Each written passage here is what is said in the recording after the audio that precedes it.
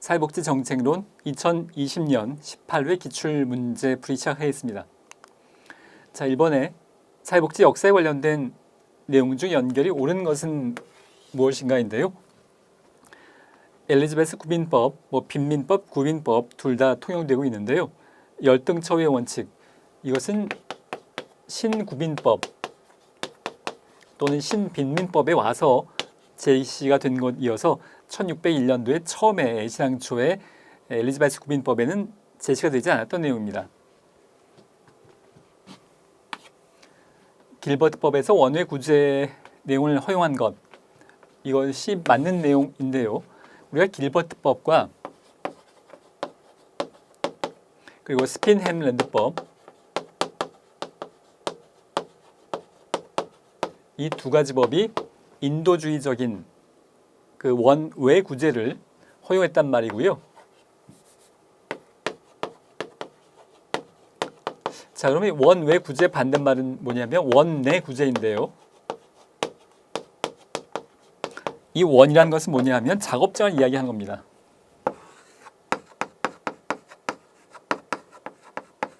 그러니까 엘리자베스 구빈법 이후에 빈곤한 사람들을 강제로 작업장에 가두어 놓고 일을 시켰던 것, 즉 강제 노동의 의미예요. 원내 구제라는 말의 의미는 작업장에 가두어 놓고 일을 강제로 시키면서 대신 먹을 건 줬겠지만 사실 강제 노동의 의미여서 이것은 지금 21세기 기준으로 놓고 보자면 굉장히 학대에 해당하는 내용이었다고 볼 수 있겠습니다. 그 당시에는 복지라고 이야기했겠지만 지금 보자면 이것은 강제 노동의 학대에 해당하는 것이었겠고요. 그래서 인도주의적이지 않은 굉장히 참혹한 상황이었다고 알려져 있고요. 그래서 길버트와 스핀햄랜드법에 와서 이거 너무 심하지 않느냐, 이거 막 묶어놓고 이렇게 때리고 이런 것은 일 안 한다고 때리고 막 이런 것은, 그래서 원외 구제를 허용하기 시작하는 인도주의적인 접근을 한 법이었는데요. 자, 길버트법이 원외 구제를 허용했다는 점이 옳은 내용이라고 볼 수 있겠습니다. 자, 비스마르크의 3대 사회보험이 질병보험과 실업보험, 노령 폐질보험, 실업보험이 아니고 산재보험입니다. 미국의 사회보장법이 보편적인 의료보험제를 도입했다라는 것에 대해서 미국은 지금도 보편적인 의료보험제도가 없다고 할 수 있습니다. 이때뿐만이 아니라, 자, 비버리지 보고서에서 소득비례 방식의 사회보험을 했다는 내용은 소득비례 방식이 아니고요. 균일 방식의 사회보험을 도입했습니다. 균일하게 기여하고 균일하게 지급받는 형태로 똑같이 기여하고 똑같이 지급받는 형태로 같이 소득비례 방식을 적용하지 않았었습니다. 자, 정답은 2번의 길버트법, 원외 구제를 허용한 것이고요. 원외 구제는 인도주의적인 입장의 조치였다고 볼 수 있겠습니다.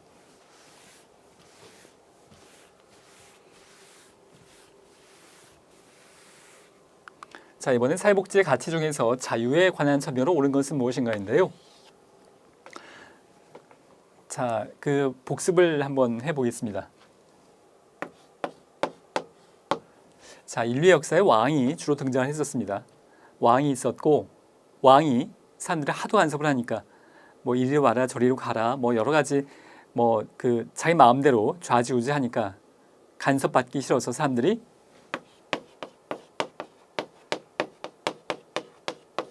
다른 말로 자유방임주의, 왕을 끌어내리고 자유롭게 우리 한번 살아보자 라는 것에 혁명을 통해서든 어떤 다른 방법을 통해서든 왕을 끌어내리고 우리가 민주주의, 자유민주주의를 통해서 자유방임적으로 왕한테 하도 간섭을 당해서 이거 뒤였으니까, 자, 우리는 이제 절대로 서로 간섭하지 말고 자유롭게 한번 살아보자. 근데 자유롭게 됐냐 하면 자유방임주의 여러 가지 문제들이 나타났는데요. 시장의 실패라고 하기도 하고요. 자, 그 빈부격차, 독점, 공황, 자유롭게 내버려 뒀더니 시장의 실패로 인해서 자유롭지 못한 상황이 발생을 하더라는 겁니다. 예를 들어서 지금 빈부격차가 심해져서 어떤 사람이 고시원에서밖에 살 수가 없고요. 빵을 살 돈이 없습니다. 빵을 살 돈이 없어서 지금 굶고 있고 고시원에 살고 있는데요. 어느 누구도 고시원에 살라고 간섭하진 않았어요. 강요하진 않았어요. 본인이 그렇게 결정한 거지만 실제로 빈곤한 상황 때문에 거주지로서 선택할 수 있는 것이 고시원밖에 없고 빵을 사 먹을 돈도 없는 상황이라면 우리가 이걸 자유라고 볼 수 있겠냐는 겁니다. 그래서 이거 뭔가 문제가 있다. 자유방임 해봤지만 이거 문제가 많다. 그래서 나온 게 복지국가의 상황이라고 할 수 있겠고요. 그래서 복지국가가 최저한도의 삶의 질을 유지하도록 의식주에 있어서 그래야 자유가 보장되는 건 아니겠는가. 그대로 내버려 두면 자유가 그대로 자유로워지는 것이 아니라 빵도 사 먹을 수 없는 상황에 처할 수 있기 때문에 우리가 그걸 자유라고 볼 수 있겠는가. 그래서 복지국가가 개입을 하고 우리가 이걸 적극적 자유라고 보는 거고요. 이때 자유는 그냥 자유였었어요. 근데 이때 자유를 소극적 자유라고, 처음부터 소극적 자유가 아니었고요. 이때 그냥 자유였었어요. 근데 이때 상황에서 바라보자니 이건 자유가 적극적인 자유가 아니더라는 겁니다. 그래서 이때 와서 이 자유를 소극적 자유라고 부르기 시작했고 이 자유는 적극적 자유라고 보기 시작한 겁니다.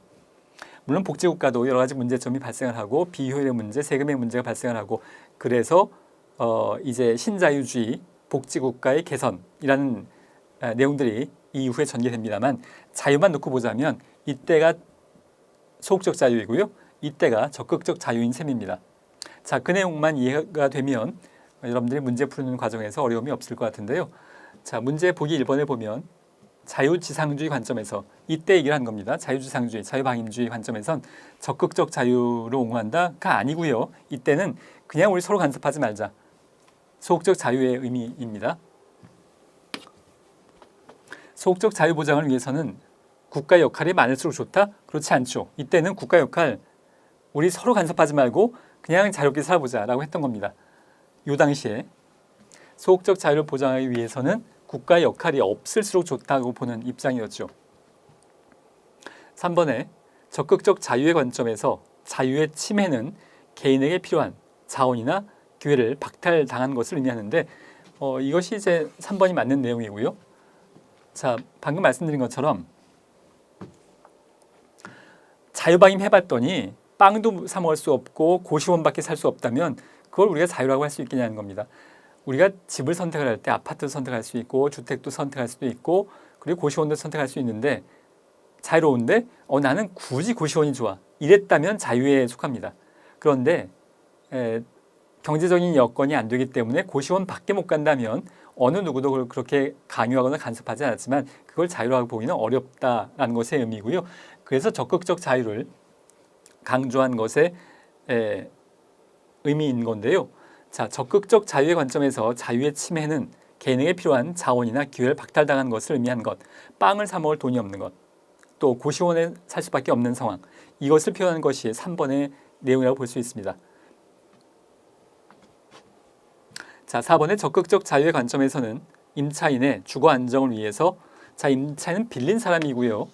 임대인은 빌려준 사람, 집주인을 의미하는 건데요. 임차인의 주거 안정을 위해서 임대인의 자유를 제약할 수 있다이죠. 자, 자유방임주의에서는 그냥 무조건 하루를 살던 1년 살던 당사자 간에 계약해서 합의하면 되는 문제 아닌가라고 볼 수 있겠는데요.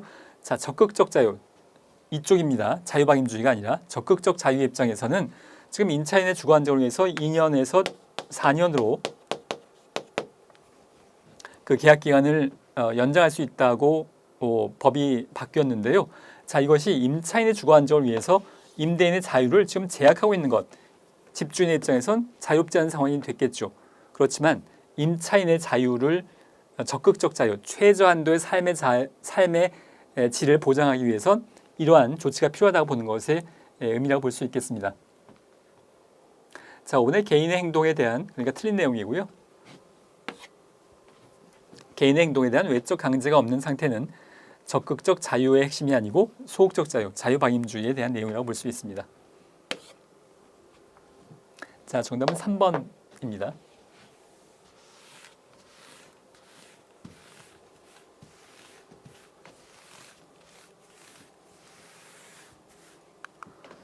자, 빈곤과 불평등 측정에 관련된 설명으로 옳은 것은 무엇인가인데요. 자, 뭐 로렌츠 곡선 진위에서 또 나오고 있는데, 뭐 제가 사실 굉장히 여러 번 설명을 드려서 완전 평등 사회에서 로렌츠 곡선은 45도 각도의 직선과 거리가 가장 멀어지는 것이 아니라 45도 각도일 때가 완전 평등 사회인 거죠. 자, 좀 빠르게 그려보겠습니다. 1명, 2명, 3명, 10명이 있고요. 1,000만 원, 2,000만 원, 3,000만 원 누적입니다. 자, 완전 평등 사회라면 이 사회 10명이 다 똑같이 1,000만 원씩 소득이 있어요. 1년에. 자, 그러면 첫 번째 사람이 1,000만 원이고요. 두 번째 사람이 또 1,000만 원이니까 누적은 2,000만 원일 거고요. 세 번째 사람도 1,000만 원 버니까 3,000만 원일 거고요. 이걸 쭉 연결하면 45도 각선, 각도. 완전 평등 사회에서 로렌츠 곡선은 45도 각도의 직선과 일체해야 완전 평등 사회이죠. 완전 불평등, 소득이 전혀 없고 10번째 사람이 1억, 그 사회의 소득을 전부 다 가지고 있는 것, 그것은 이렇게 그려지는 수직이 될 수 있겠는데요. 실제는 이렇게 로렌츠 곡선이 그려지고 있는데, 로렌츠 곡선이 이쪽으로 갈수록 평등, 이쪽으로 갈수록 불평등하다는 것의 의미를 나타내고 있습니다. 자, 1번의 완전 평등 사회에서 로렌츠 곡선은 45도 각도 직선과 멀어지는 게 아니라 가까워져야 평등 쪽에 가까워지는 겁니다. 자, 진위계수의 값은 1에서 0에 해당이 되겠고요. 빈곤 갭은 빈곤선 이하에 속하는 인구가 전체 인구에 차지하는 비율을 의미하는데, 이것은 빈곤율에 대한 설명이고요. 빈곤선과 실제 소득과의 격차를 반영하는 것, 이것은 빈곤 갭에 대한 설명이어서 3번과 4번이 바뀐 내용이라고 볼 수 있습니다. 5번의 센 지수는 빈곤 집단 내의 불평등 정도를 반영하는 여러 가지 지수가 있는데 그 중에 하나라고 할 수 있겠고요. 이것도 0에서 1의 수치를 가지고 있고요. 세부적인 공식은 우리 교재에 나와 있습니다만 그 공식의 세부적인 내용까지 출제될 가능성은 뭐 거의 없다고 할 수 있겠습니다. 이 내용만 이해하시면 되겠습니다.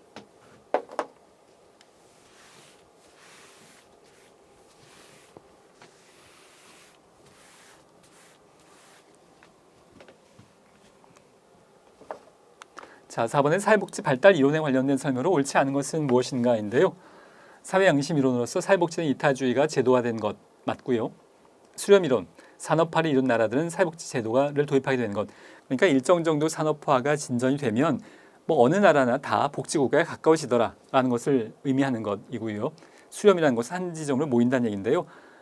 성장하고 나면 A국가, B국가, C국가 다 복지국가 하더라는 겁니다. 시민권론, 마샬은 사회권을 복지권이라고 불렀습니다. 맞는 내용이고요. 권력자원론, 사회복지정책은 권력 엘리트의 산물이다. 이게 틀린 내용인데요. 권력자원론에서 권력은 노동자의 권력을 이야기하는 겁니다. 노조라거나 노동자가 권력이 많을수록 그 나라가 복지국가에 가깝게 할 수 있다는 겁니다. 결국 노동자의 힘이 없고 노조 활동이 낮은 나라는 복지국가 못 가더라는 겁니다. 권력 자원론의 관점에서 우리나라가 왜 복지국가에 이제 경제 발전에 비해서 복지국가로 접근하지 못하고 있는가의 근거 중에 주장되어지는 것이 권력 자원론입니다. 노동자의 힘이 약한 것이, 노동자의 힘이 세다면 복지국가 됐을 텐데, 가까워졌을 텐데 노동자 힘이 약한 것, 그것이 결국 복지국가의 그 수준을 지금 높이지 못하는 원인으로 작용한다고 보고 있는 분석들이 있는데요. 자, 권력자원론에서 저 권력은 엘리트의 권력이 아니라 노동자의 권력을 이야기하는 겁니다. 옳지 않은 것은 4번이고요. 자, 5번의 구조기능론에서는 사회복지는 산업화, 도시화에 따른 사회 문제에 대한 적응의 결과라고 보고 있습니다.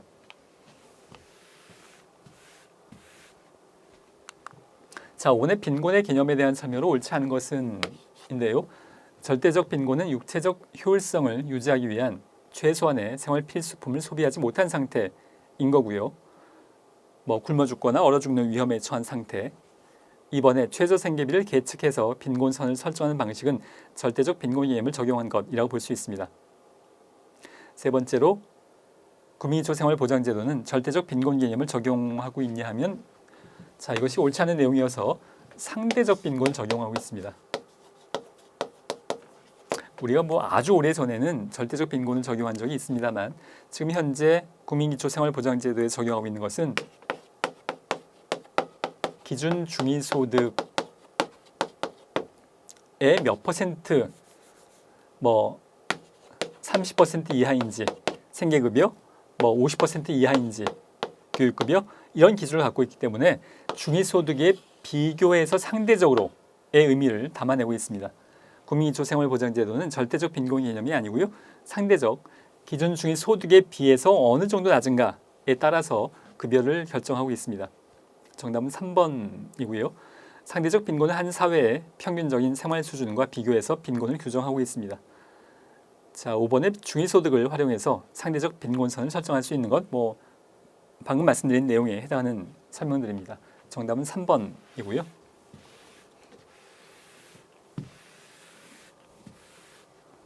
자, 6번에 최근 논의되는 사회복지 정책 이슈들에 관련된 설명으로 옳지 않은 것은인데요. 생태주의 관점에서는 복지국가의 성장 패러다임을 옹호한다.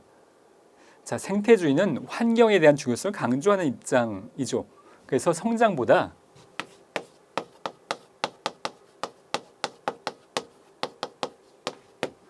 지속 가능성을 훨씬 더 강조합니다. 경제가 막 발전하고 성장하는 것보다 어떻게 하면 환경을 훼손하지 않고 지속 가능한 석유 없이도 우리가 어떻게 살아나갈 것인가 이런 것에 관심을 갖고 있어서 성장보다는 지속 가능성을 강조하는 관점이기 때문에 옳지 않은 내용을 설명하고 있는 거여서 정답은 1번이고요. 자, 이번에 4차 혁명, 산업혁명, 일자리 감소, 소득 양극화 심화 등의 이슈는 기본소득 도입의 필요성과 관련되어 있습니다. 정치권에서도 아주 지금 계속 논쟁거리가 이제 막 시작이 된 상황이죠. 민달팽이 유니온, 주거 문제를 해결하기 위한 청년 모임인데요. 복지국가 청년 네트워크 등은 청년 세대 운동 조직이 출연하는 사례에 해당하는데 자, 이런 문제는 또 나올 가능성은 없습니다. 이런 지문은 민달팽이 유니온이 아마 앞으로의 시험에 또 나올 가능성은 거의 제로에 가깝지 않나 싶은데요. 그냥 청년 조직이라고 생각하시면 되겠고 이제 여기가 정답이니까 그냥 이렇게 넘어가시면 될 만한 그런 내용입니다. 자, 4번의 마을 만들기 사업은 주민 참여형 복지국가 복지라고 할 수 있겠고요. 커뮤니티 케어는 탈시설화와 관련이 있습니다. 이 내용은 지역사회 복지 그리고 실천론, 실천기술론에서도 관련된 내용이라고 할 수 있겠습니다. 자, 7번의 사회복지 재원에 관련된 설명으로 옳지 않은 것은 무엇인가입니다. 일반세 중에서 재산세의 계층 간 소득 재분배 효과가 재산세의 소득 계층 간 재분배 효과가 가장 크다인데요. 자, 이것은 소득세가 가장 큽니다. 소득세가 누진세율이 높기 때문에 소득세가 최고 세율이 45% 정도 이제 매년마다 또 바뀔 수 있겠습니다만 정책에 따라서 그러니까 많이 벌면 많이 버는 구간에서는 45%가 세금으로 납부가 되어져야 하는 상황입니다. 그런 만큼 누진세가 가장 잘 높게 적용되고 있는 것이 소득세이기 때문에 소득 재분배 효과가 큰 것은 재산세보다는 소득세가 가장 크다고 할 수 있겠습니다. 정답은 1번이고요. 목적세는 사용 목적이 정해져 있어서 농어촌 특별세 이런 것은 딱 목적이 정해져 있기 때문에 재원 안정성이 높고요. 경쟁할 필요가 없습니다. 어차피 목적이 정해져 있기 때문에 이용료는 저소득층의 서비스 이용을 저해할 수 있는 측면이 있습니다. 이게 아무리 적다고 하더라도 이용료가 1,000원이라고 하더라도 그것이 부담될 수 있겠고요. 고용주가 부담하는 사회보험료는 수직적 소득 재분배 성격을 갖고 있습니다. 또 5번에 기업이 직원들에게 제공하는 기업복지는 소득 역진적인 성격이 있어서 기업복지가 좋은 경우는 대기업들일 텐데요. 대기업은 고소득 근로자들일 가능성이 높습니다. 고소득 근로자일수록 대기업에 근무하는데 대기업이 기업복지가 더 좋고 결과적으로 고소득자들이 더 많은 혜택을 받게 되는 그런 상황들이 있기 때문에 역진적인 성격을 갖고 있다고 할 수 있겠습니다.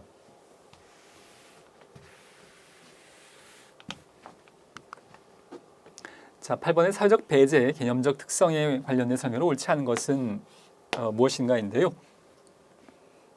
자, 사회적 배제, 그러니까 분리, 배제, 격리하지 말자는 건데요. 사회적 소수들에 대해서 그것이 장애인이든 뭐 노인이든 이제 이민자이든 뭐 동성애자이든 그렇게 차별하고 격리하면 교육 기회도 주지 않고 취업 기회도 주지 않고 그러면 결과적으로 그들을 먹여 살리기 위해서 국가가 책임을 져야 되겠고 그러려면 세금도 많이 내야 되겠고 하는 악순환이 발생을 하니까 그들 참여시켜서 교육 기회 주고 일할 기회 주고 그래야 국가의 부담이 줄어들 수 있다는 아이디어인데요. 자, 개인과 집단의 다차원적 분리에 초점을 두고 다층적인 대책을 촉구하고 있습니다. 주로 사회적 소수의 분리에 초점을 두고 있고요.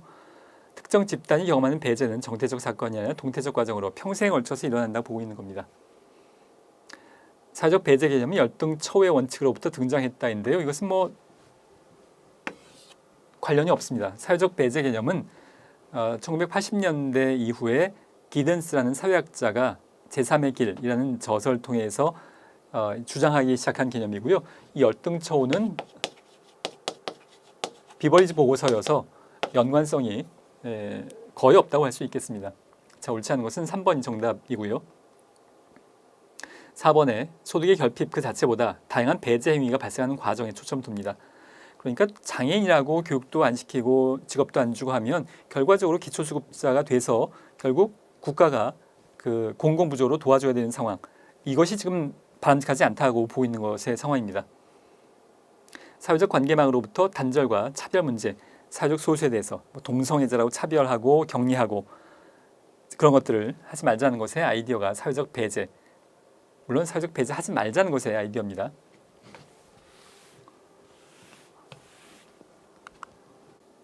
자, 9번의 복지 혼합의 유형 중에서 서비스 이용자의 선택권이 작은 것부터 큰 것 순서대로 나열하는 것은 무엇인가인데요.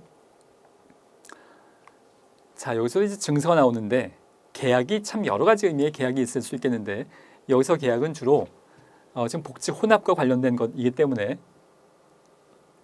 정답은 4번인데요.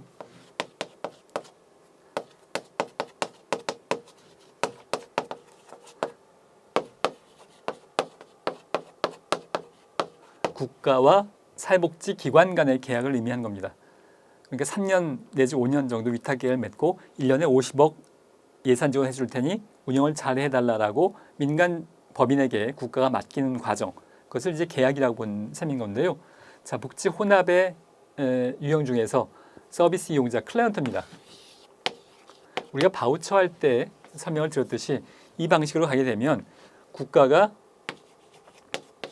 A 복지관에게 50억 1년에 예산을 지원했어요. 그리고 이제 복지 서비스 해달라. 근데 클라이언트 입장, 복지관에서 A, B, C, D 클라이언트가 있는데 누구에게 서비스를 줄 건가를 결정하는 것은 복지관 쪽이에요. 여기 이제 대기자가 되는 셈입니다. 그러면 서비스 이용자, 클라이언트의 선택권이 높지 않다는 겁니다. 결국 서비스 받을 거냐 안 받을 거냐를 결정하는 건 누구냐면 복지관에서 결정을 해요. 클라이언트는 기다렸다가 받을지 안 받을지 뭐 이제 기약이 없는 상황으로 느껴질 수가 있습니다. 이 상황이. 그래서 선택권이 적은 상황이라고 보는 셈이죠. 이것이 계약으로 인한 계약 관계로 서비스를 제공할 때의 문제점이라고 할 수 있겠고요. 거기에 비해서 증서 뭐 또 나올 때마다 제가 뭐 여러 번 설명을 드리고 있습니다만 국가가 복지관하고 계약을 하는 게 아니라 클라이언트에게 서비스 이용권을 권리로서 제공을 한 겁니다. A에게 뭐 언어치료 100시간 이렇게 권리를 부여하면 이 A가 A 복지관에 갈 수도 있고 B 복지관에 갈 수도 있고 C 복지관에 갈 수도 있고 선택할 수 있다는 얘기입니다. 본인이 이용자의 클라이언트의 선택권, 그런 의미에서 선택권이 계약보다 바우처 방식이 뭐 당연히 높은 것이라고 할 수 있겠고요. 근데 어쨌든 간에 바우처 방식이라고 하더라도 이것은 복지관에 가서 이용할 수밖에 없는 거예요. 근데 세제 혜택, 이건 현금이죠. 현금은 복지관뿐만이 아니라 시장에 가면 관련된 서비스를 마음껏 이용할 수 있습니다. 현금이기 때문에 그런 만큼 선택권이 더 넓은 것이라고 볼 수 있겠습니다. 바우처는 시장에 가서 뭐 다른 물건을 살 수는 없어요. 복지관에서 그냥 언어치료 받는 데 지정된 곳에 가서 A, B, C 중에 하나를 선택하는 것의 선택권의 자유인데 세제 혜택으로 현금이 주어진다면 그것은 그야말로 뭐 자유롭게 뭐 지정된 복지가 아니어도 얼마든지 할 수 있는 것이어서 서비스 이용자 클라이언트의 선택권이 작은 것부터 큰 순서로 나열하는 것은 4번의 계약, 증서, 세제 혜택 순으로 선택권이 커진다고 볼 수 있겠습니다.